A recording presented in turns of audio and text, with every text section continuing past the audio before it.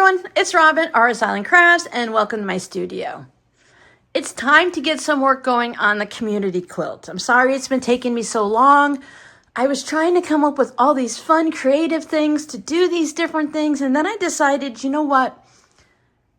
It just needs to be put together. It doesn't have to be crazy and exciting. It doesn't have to be all magical, because it is magical because we're working on this together as a community, which is why it's a community quilt.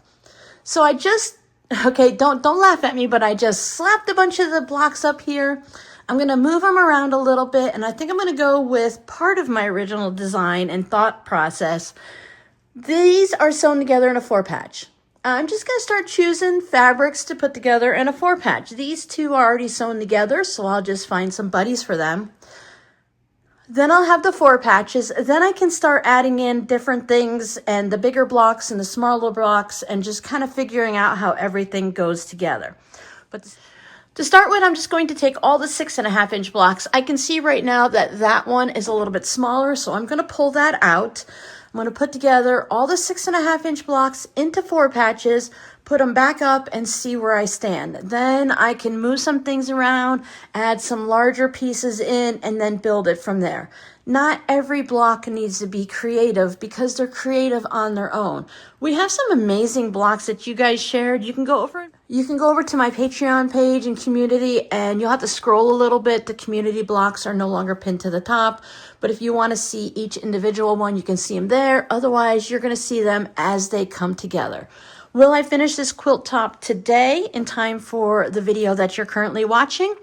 Maybe, maybe not. We'll see how the day goes. Every block is amazing, but some of them just catch my eye. You guys know what I love.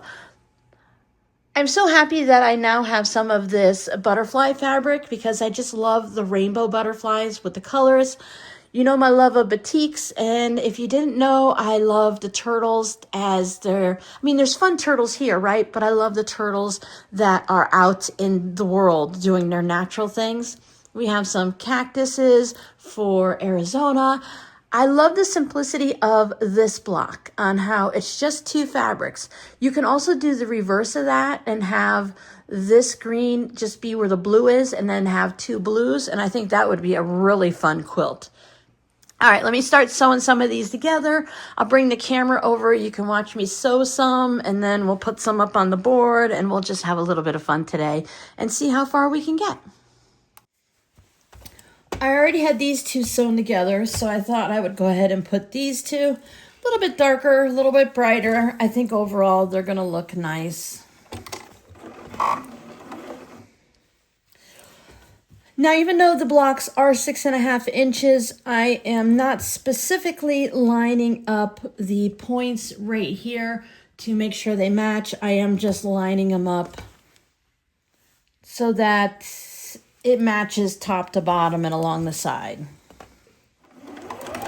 You could put a pin or a clip in there and try to match things up if you wanted, but since I didn't make all of the blocks and I didn't trim most of them up, there could be just a little bit off here and there. But for the most part, everyone seems to be matching up reasonably well, and I'm not worrying if a point gets eaten or something, because the whole point of this quilt, again, is community and not matchy-matchy. Everything should look perfect or must look perfect. I am pressing my blocks open because where they meet right here, that's an awful lot of bulk. So I'm figuring it's to ease up some of that bulk, press them off to each side, and it works out a little bit better that way. The Aliso does a really great job getting the seams pressed open.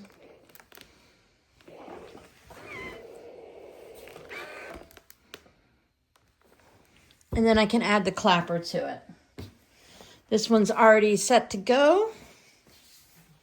Now when I put these together to sew this seam, I am taking one of the quilter clips and I'm lining up that center seam because this will become important. I do want this to match up whenever possible. I don't know what all the blocks are going to look like when I start adding extra little bits to them. Just as a reminder, I do have some blocks with extra bits to it. I think this is one of my favorites. I love the combo. It's very cartoony and silly and funny, so that's one of my favorite blocks.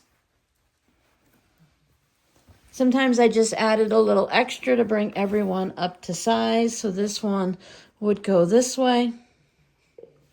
And other times I just added a thin strip of white. I probably put that rose possibly upside down, but for the most part I'm going to do my best to make sure the obvious things are right side up. If one of them gets upside down, it'll just be a little bit quirky. I hope nobody's upset if I sew their block upside down, but I've sewn my blocks upside down many times, and most of the time I just leave it in. I like having a little story with my quilt. I think quilts are meant to have stories. So if I don't have one and I just have, hey, I made all of these blocks together 1 month, year, whatever, decade, it's nice to have a little story on how I wasn't paying attention and I sewed it upside down. So now it's a magical rose or something. And if seams shift and I don't get them perfectly lined up, then that's going to be okay too. This block looks like it might be a smidge larger. I'll just make sure I line up the best I can.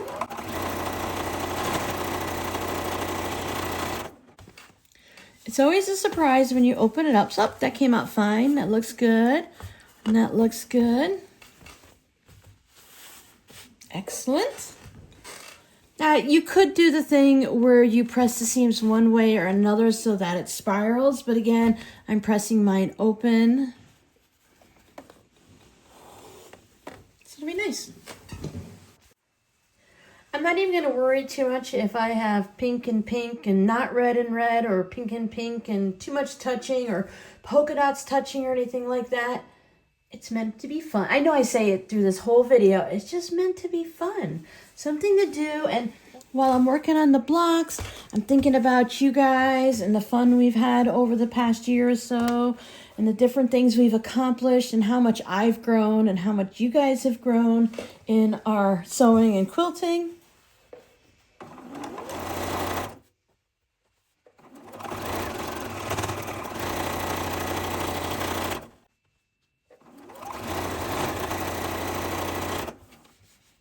Both of these are going in the right direction, so I'll put them together. Now this seam didn't want to be pressed open. So I said, okay, that's fine. It said it was fine to be pressed to the red side, so that's what I did. And then with this one, I just went ahead and I pressed it over here. It seemed to be happy about that. Miss Whiskers is taking a nap on her little kitty tower. So I went ahead and I sewed the 2 rows there and the 2 rows there. I know they don't look quite even, but they should be the same length. I'm going to put this at the top. I'll put this guy down there, I believe. I did check and I measured, and I kind of want it to be about 54 inches square. The space is 54 by 55, so 54 inches square would be fun. Double checked, and my plan is to do 2.5 inch tall by 4.5 inch wide flying geese.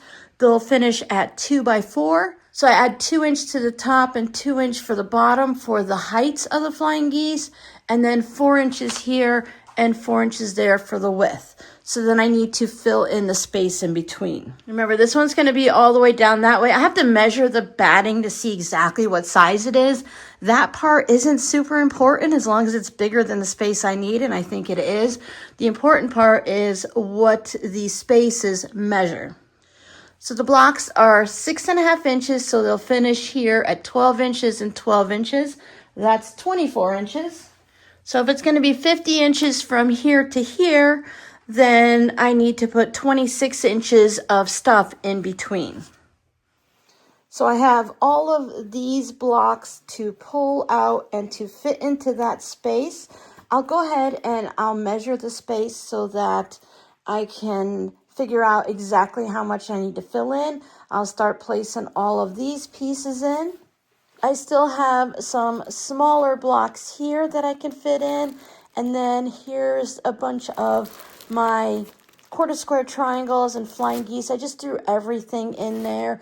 They won't all be used on this project.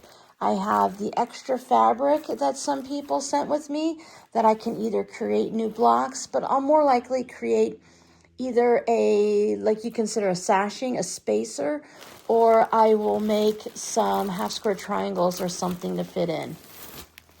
So these are the pieces that were sent with the blocks, so I need to fill those into different spaces. Definitely these, because I already have some in with the bigger blocks.